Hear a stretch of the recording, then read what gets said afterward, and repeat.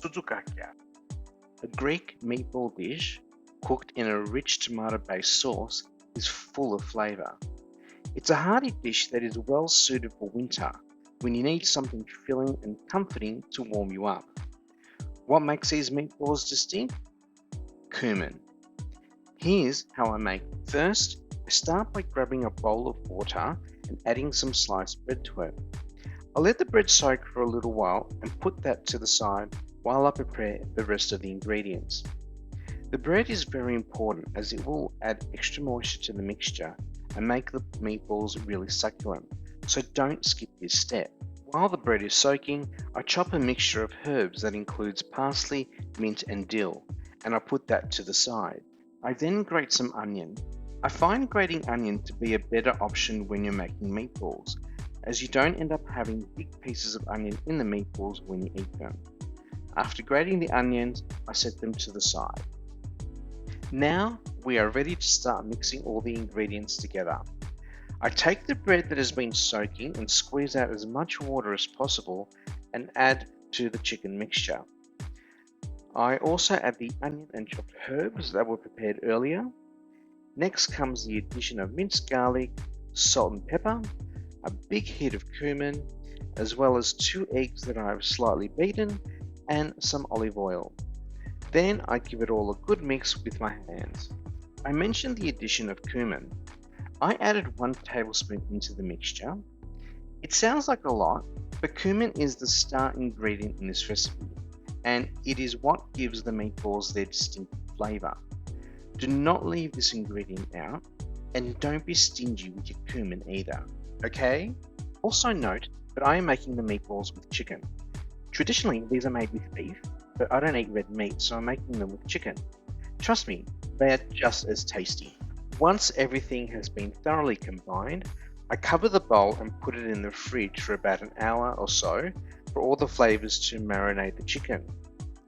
Next, we start making the sauce. I start by preparing the ingredients. We have some onions, carrots, and garlic that I chop up. I put them into a pan with a couple of tablespoons of oil to saute for a few minutes. I then add the garlic and cook that for about a minute or so before I add some white wine. I cook the wine down for a couple of minutes to allow the alcohol to evaporate before I add some tinned chopped tomatoes and passata. I give that a good stir and then add some chicken stock.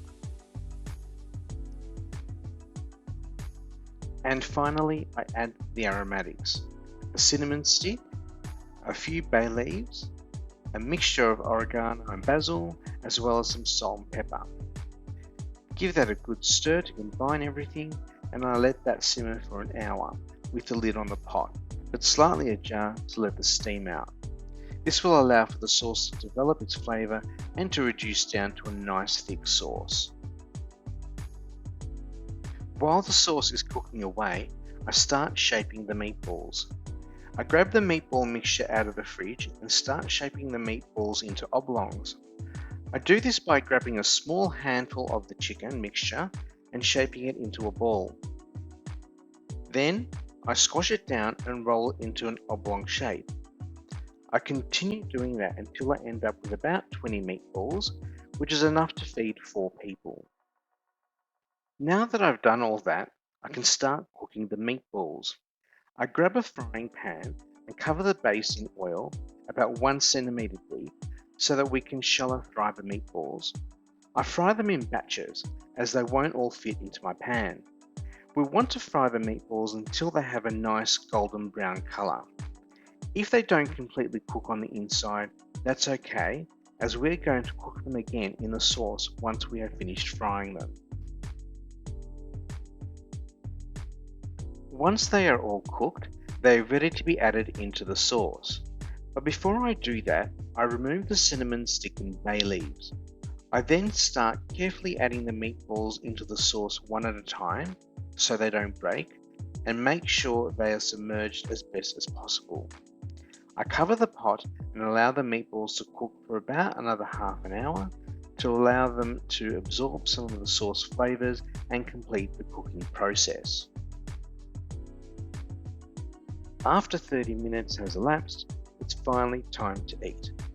I like to serve the zuzugake with some rice. You could also serve it with pasta or some mashed potatoes if you prefer, or whatever takes your fancy.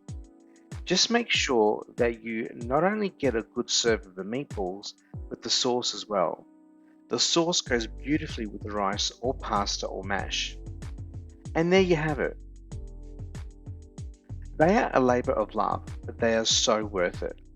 It's a great meal to have for lunch on a Sunday in the middle of winter, a comfort meal with Greek flavours and flair.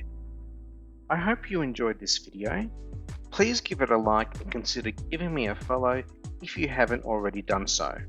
And feel free to leave a comment to let me know what you think of this recipe. Or if you have already tried it, let me know how it went. Also, please check out my other cooking videos for further recipe ideas. Until my next video, take care everyone, and Kali Orexi.